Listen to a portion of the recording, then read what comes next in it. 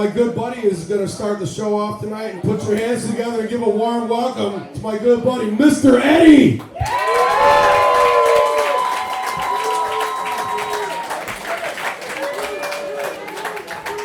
Big Hornyak, everybody. Livewire Lounge. We're do it right. I'm going to do my best impression of chocolate chip mint tonight.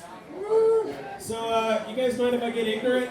Yeah. Okay? Cool. Because if you didn't, I'm going to turn 50 in a couple weeks, so I give zero fucks what you motherfuckers think of me right now. Look, I want to get into some important topics tonight. Mainly the differences in North Side and South Side pet owners and the etiquette thereof. Wow. See now, North Side pet owners are under this delusion that their pet is trained and friendly. Now I was dating a lady on the North Side, and she had a Lhasa Apso. Now I don't know if you're familiar with this pet, but it's basically a dust mop with legs. It's a strange beast. Now, there's an unknown contract that when you're fucking the owner of a pet, you gotta walk their dog. Are you familiar with this contract? Yeah. I mean, that kind of explains like the butch and jock guys that are trotting down Michigan Avenue with their excuse for a dog that looks like a fucking cat. It's usually like blinged out and like some pink Prada wear, like a sweater vest. Nigga, that is not your dog. That is not your dog. So, yeah, I mean, so it kind of gives a little bit more context to that whole thing. I mean, the balls are in the purse. And my balls are in her purse, okay? So, I'm walking this dog, and I meet another pet owner, and they're like, oh, you can come in and check out my dog. It's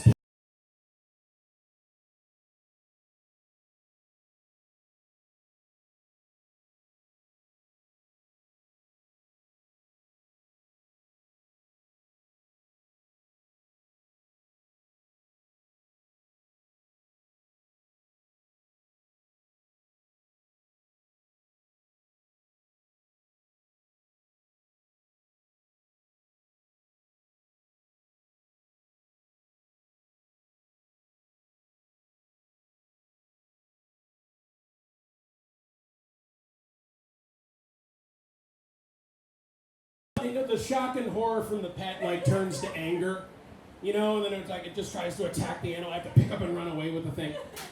Now the South Side, it's completely different. First of all, I did not know on the South Side that a Labrador could be used as an attack animal until I moved there. Now the soup du jour is typically the pit bull in the South Side, but the good thing about them, like they could have their dog, they're walking up to me, and I could be a couple blocks away, and they may see me walking towards it. I'm sort of like getting into the zone, like, okay, don't show fear, it's all good. And they just see me and be like, fuck it, and just turn away. And I don't have to confront the dog at all. It's like they don't even give their dog a chance to bite the shit out of me. Now the South Side is predominantly African American community. Okay. Wait, I almost forgot where I was. Black. Okay, so that puts it in context. So I'm noticing the whites are starting to move in there. Now, you know, I'm a multiracial dude. I don't care. You know, like, integration's good, right? I mean, I'm a living example of integration. So why would I have a problem with it? So, what I do have a problem with is the integration of North Side pet etiquette coming to the South Side of Chicago. Now, oh my God. So this woman was walking her dog, walking in front of me. It was a schnauzer, another stupid-looking fucking dog. Come on, it's dumb. Okay, come on. It's like when you're a child and you're like drawing a dog for the first time. It just looks like a stick figure. It's all fucking stiff. There's no contours, no lines. It's just like a glossy, soulless stare on its face, like a long snout, expressionless. It's a dumb animal, okay? Look, do you guys remember Spuds MacKenzie? Yeah. Fucking ugly. Like, why would I sponsor a dog that looks like a pointy-ass head, beady-ass eyes? It looked like a goddamn possum.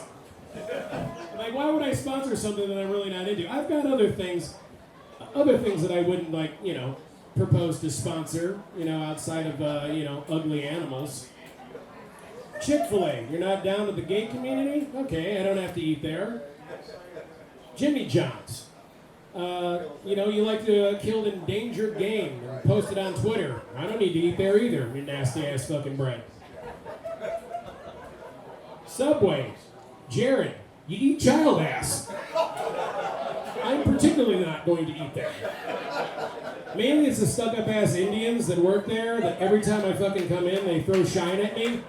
Look at me some nigga coming off the street like I'm gonna do something. You know what? Take your metallic bread and hope your passport doesn't fucking clear, okay? M. Night Shyamalan Ding Dong? I mean, look, I could see everybody right now going, Eddie, what's up with the animal hate? What's going on with that? I'm a proud animal owner. What's wrong with you? Really? When's the last time you volunteered at a soup kitchen to feed the homeless? Never! Fuck your pet. Fuck your pet. You're pro-pet, anti-human piece of shit. Jokes, folks. Lighten the fuck up. Strap in. It gets worse. Happy reopening. Thanks, Uncle Lori. We're all here together. Unity.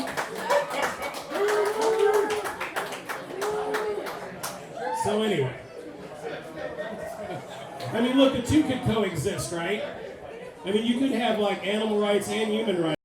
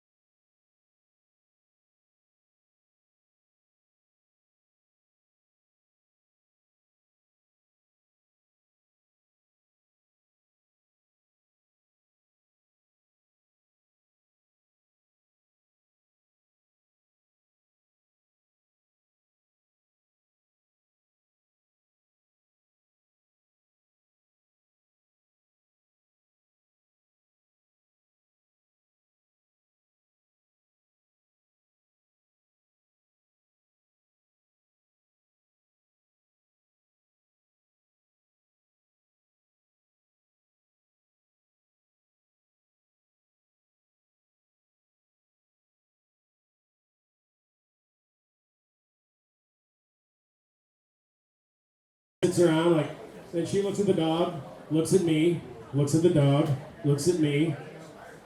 She's like, I guess the dog just wanted to check stuff out. I guess he just wants to check out the neighborhood.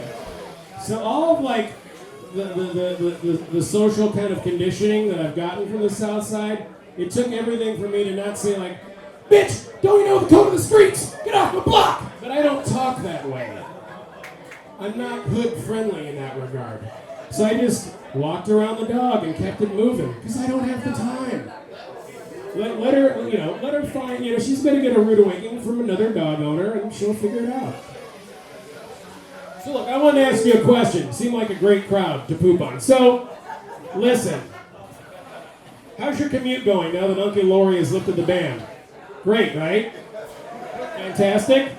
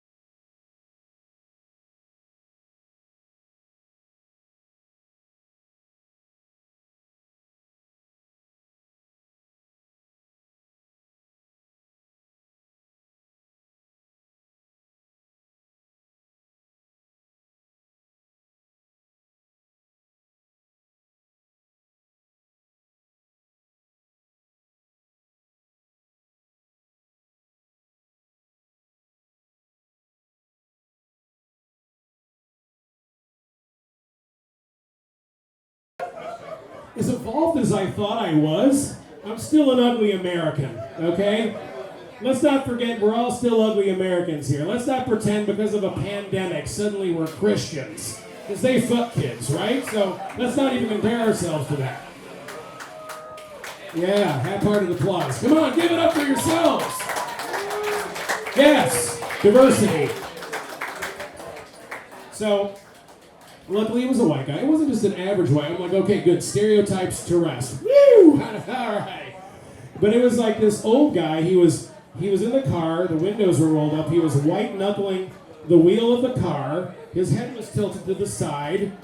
His mouth was open. He was wearing blue blocker glasses on. His skin was dry. I don't know what was going on. His mouth was open again. And I was just like, good Lord. He had a Band-Aid on his arm. I thought, oh, maybe he got blood work. Or maybe a leaf fell on him. I mean, it was dry. Do you understand? His skin was flaky. He needed a Pedialyte. I was thinking, my God, is he even in control of the fucking car right now? Is he even alive driving the vehicle? And all I could hear, because the windows were rolled up, because he was hot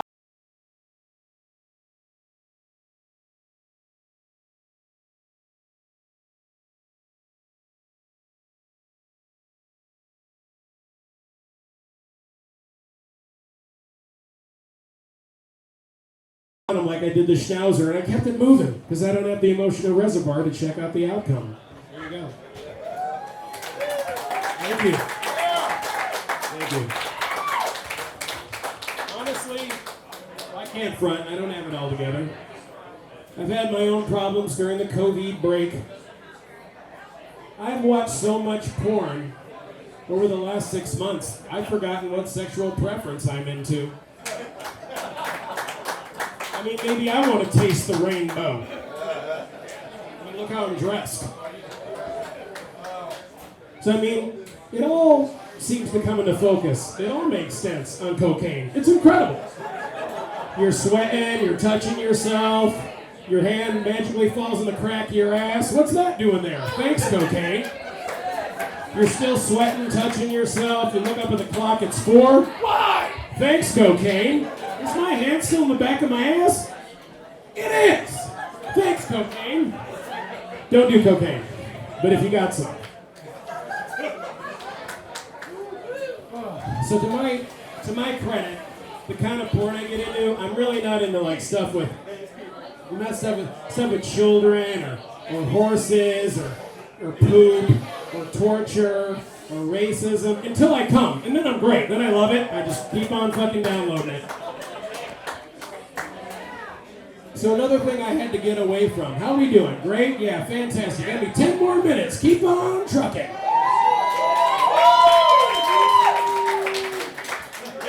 So another thing I had to back up off of, and I think we've all fell victim to this, was social media, right?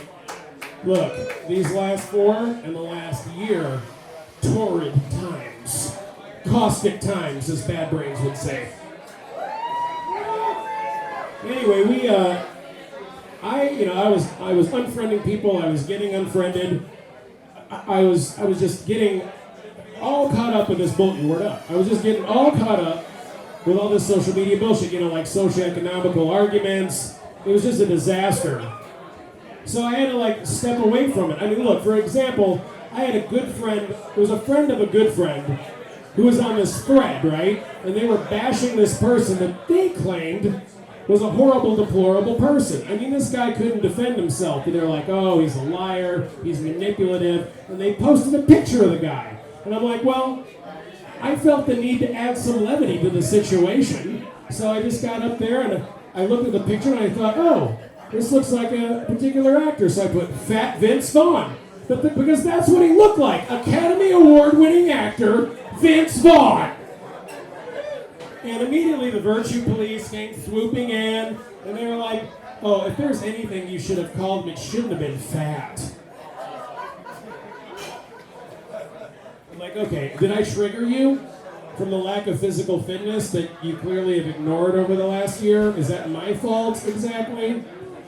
I mean, did I somehow bring up something benign out of all the scathing remarks that you made about this person that couldn't defend himself? I mean, honestly, if you feel this butthurt about it, I mean, I might have a solution to the problem. Push-ups! Do some fucking push-ups like this! fucking crunches. If you fart, you're doing them right. Do some stretching. Do some yoga. Suck some cock. Eat some ass. I don't know. Try walking. You do that 18 times a fucking day to go make a sandwich for the fucking refrigerator. Try reducing the amount of saturated fat and sugar by a third. Anything's possible. But I'm not only the fat shame president, I'm also a client. Yeah, we're expecting in March. It's a girl. Also, I gotta work out because I'm getting that dick fat. You know what I'm saying?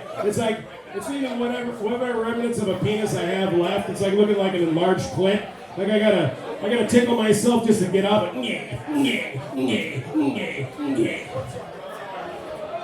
It's true. Otherwise, it's nice. The ladies think it's nice. Just wrapping up here. You guys are looking at me like a fucking strange barn animal. So who's working multiple jobs? Who's working multiple? All right. Got to keep the economy moving, America. You know, we're just hustling. Still hustling now that we're back in the fold to pay bills until we right? So I work 2 jobs. So my main gig, I'm a social worker in the mental health community. I've been doing that for 2 years. Save your applause for the polarized punch people. They're the real heroes. They're the real heroes here. Thank you. I appreciate it. Both can coexist. You're right. So I've never had a job where I've had such a wellspring of compassion for people and then wanted to kick them out of a speeding car in the same 10 minutes. I mean, I figure I'll be a social worker because all my life I've had maladjusted friends, family, and relationships. I might as well get paid for it. You're feeling me on that shit, right? Yeah. Usually lucrative gig. Maladjusted friends. So, there's this guy who's in the back of the car, and he feels like he's really in a hurry. He's like, oh, I really like it if he's in the back of the car and I'm driving. He's like, could you take this route? It would be a lot quicker. I really want you to get to this route quicker. And he's really adamant about it. And I'm like, oh, I'm sorry. Do you have a lot of plans today? You have a full schedule? From the meeting, for your pain management meeting to make sure you weren't taking narco in the state-funded condo that we fucking bought you? You got some tasks that you gotta finish today, buddy? Tell you what, why don't you let driving Miss Daisy do the walking for you, take your psychoactive medication, and shut the fuck up! Enjoy the ride. Okay, guy? Now, my other job, I'm a rideshare driver, okay?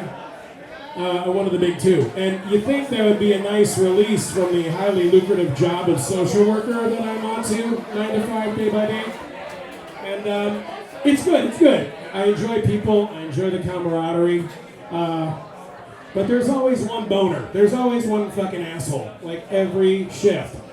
Now I had this lady in my car.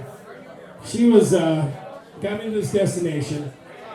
Check it out. And within the first 30 seconds that I parked there, she gets on the phone. She calls. Where you at? Where you at? Where you at? Where you at? Where you at? Where you at? Where you at? Where you at? Where you at? Where you at? Where you at? I'm here. I'm fucking here. I'm literally the destination you programmed into the phone. Where are you? I'm over here. I'm over here. I'm over here. I'm over here. I'm over here. I'm over here. I'm over here. I'm over here. I'm over here. I'm like, Jesus Christ! I'm craning my fucking neck trying to fight.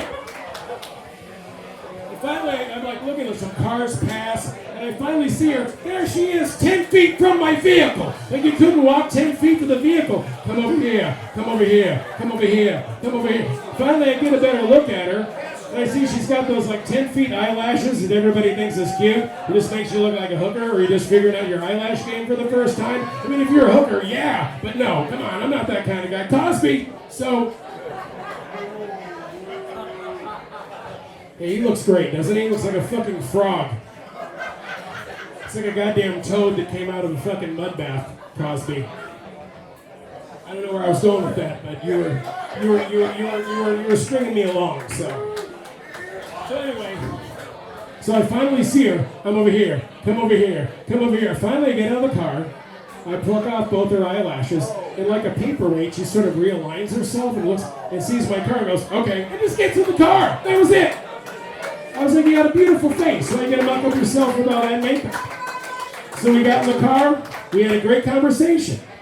Talked about life and dreams. The past year, everything that we kind of had to go through to get to this next phase of our lives. And just kept it moving. And I want to keep it moving for the music that is about to be presented today. I also want to say, give yourselves a round of applause. Look at you all here. It's a very amazing, beautiful, diverse-looking crowd. Do me a favor, America. Talk to somebody you've never talked to before and fuck the bullshit from the past. My name's Mr. Eddie. Thank you so fucking much. Good night.